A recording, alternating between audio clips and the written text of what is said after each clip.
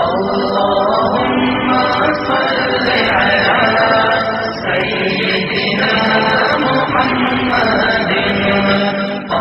اللهم صل على سيدنا محمد.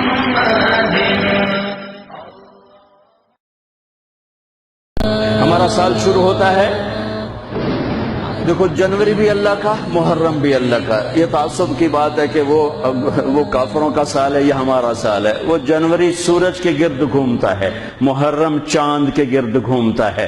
سورج بھی میرے اللہ کا اور چاند بھی میرے اللہ کا.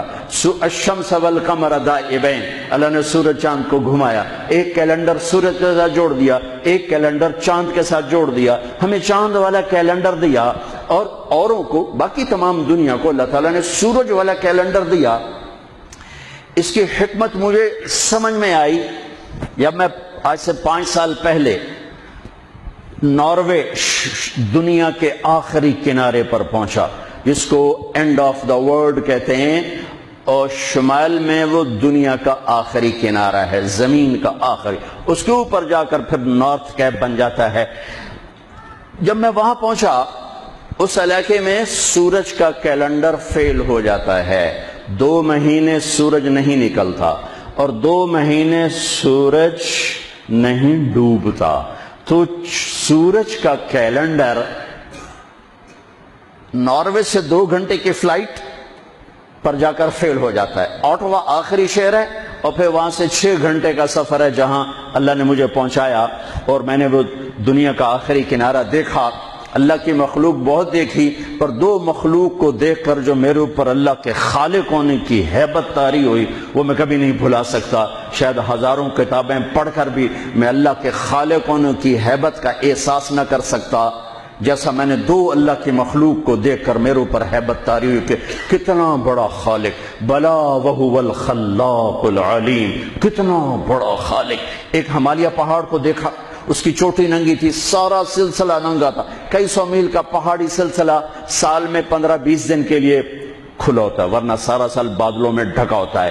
تو ہماری فلائٹ جا رہی تھی کھٹمنڈو سے ڈھاکا، تو کیپٹن نے اعلان کیا کہ آج کے مسافر بڑے خوش قسمت ہیں کہ آج ہمالیہ اپنے پورے سلسلے کے ساتھ بالکل کھلا ہے. آپ دیکھ سکتے ہیں یہ سال میں 10-15 دن ہی کھلا ہوتا ہے، باقی بادلوں میں ڈھکا ہوتا ہے. جب میں ادھر بیٹھا تھا، جب اعلان سنا میں اس طرف گیا تو دیکھتے میں ایسے ہوا کہ میں نے اللہ کی ہیبت کا نظارہ جو وہاں دیکھا.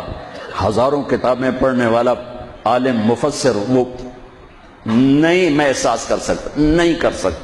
میری آنکھیں پھٹ گئی اور میرے منہ سے بے ساختہ نکلا اللہ اکبر. مسجد میں نعرے لگوانا تو ویسی بڑی نادانی ہے کہ مسجد اللہ کا گھر، مسجد اللہ کا گھر. یہ ہمارے خطیب نعرے لگوا رہے ہوتے ہیں اللہ کے واسطے. ان خطیبوں کو بھی سمجھاتا ہوں، آپ کو بھی سمجھاتا ہوں، مسجد نعرے لگانے کی جگہ نہیں ہے. نعرے لگانے تو کہیں باہر لگاؤ. مسجد میرے اللہ کا گھر ہے، مقام ادب ہے، مقام ادب ہے، یہ نعرے بازی کی جگہ نہیں ہے. اللہ اکبر، بالکل میری آنکھیں پھٹ گئی. اور دوسری دفعہ جب میں وہاں پہنچا شمالی آخری زمین کے کنارے پر، اور ایک دم میری نظر پڑی تو پھر میرے اوپر کپ کپی طاری ہوئی اور میرے منہ سے نکلا اللہ اکبر. یا اللہ تو کتنا بڑا ہے، تو کتنا بڑا ہے. وہاں جا کر مجھے پتا چلا کہ اللہ نے ہمیں چاند کا کیلنڈر کیوں دیا کہ وہاں سے لے کر اوپر تک سارے علاقے میں سورج کا کیلنڈر کہیں 2 مہینے کے لیے فیل ہو جاتا ہے، کہیں 4 مہینے کے لیے فیل ہو جاتا ہے، نہ نکلتا ہے جی، اور اگلے 4 مہینے میں ڈوبتا نہیں.